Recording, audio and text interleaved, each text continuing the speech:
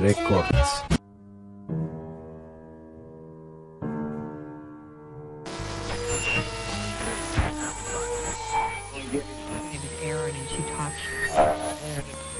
Dollars was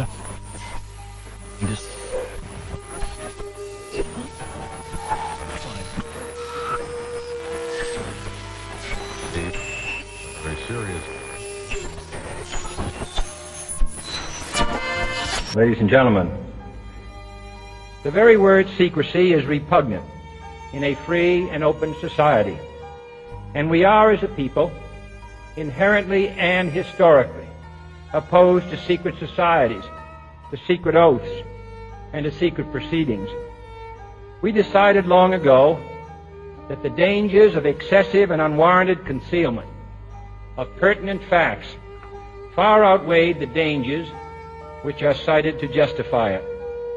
Even today, there is little value in opposing the threat of a closed society by imitating its arbitrary restrictions.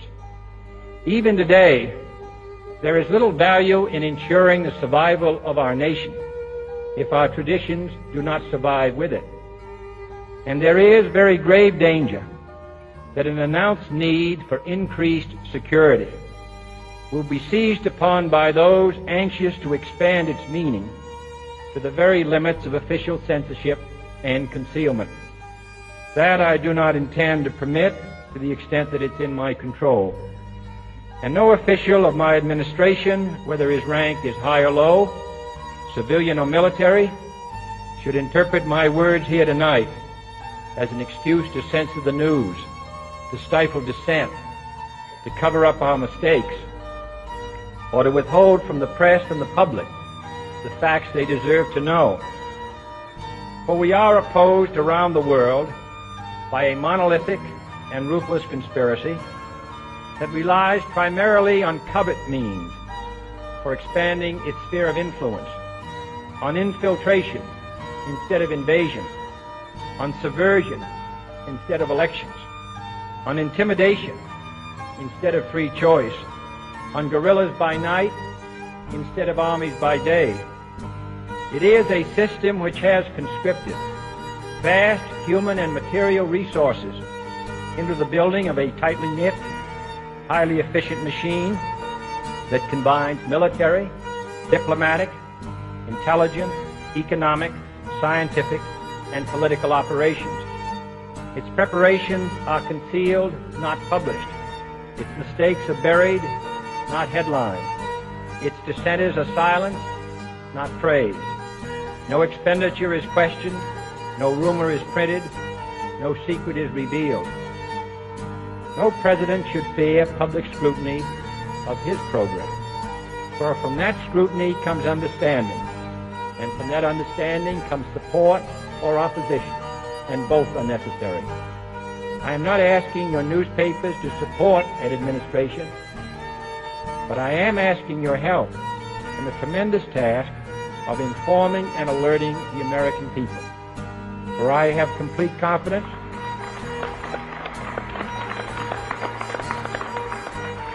in the response and dedication of our citizens whenever they are fully informed.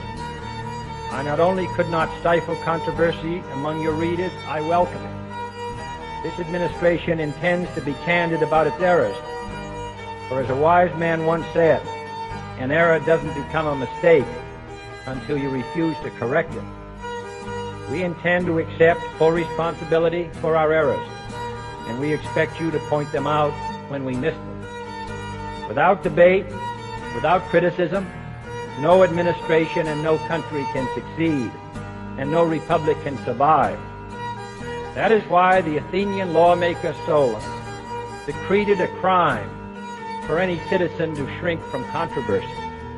And that is why our press was protected by the First Amendment, the only business in America specifically protected by the Constitution, not primarily to amuse and entertain, not to emphasize the trivial and the sentimental, not to simply give the public what it wants, but to inform, to arouse, to reflect, to state our dangers and our opportunities, to indicate our crises and our choices, to lead, mold, educate, and sometimes even anger public opinion. This means greater coverage and analysis of international news, for it is no longer far away and foreign, but close at hand and local.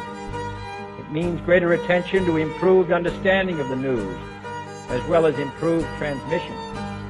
It means, finally, that government at all levels must meet its obligation to provide you with the fullest possible information outside the narrowest limits of national security.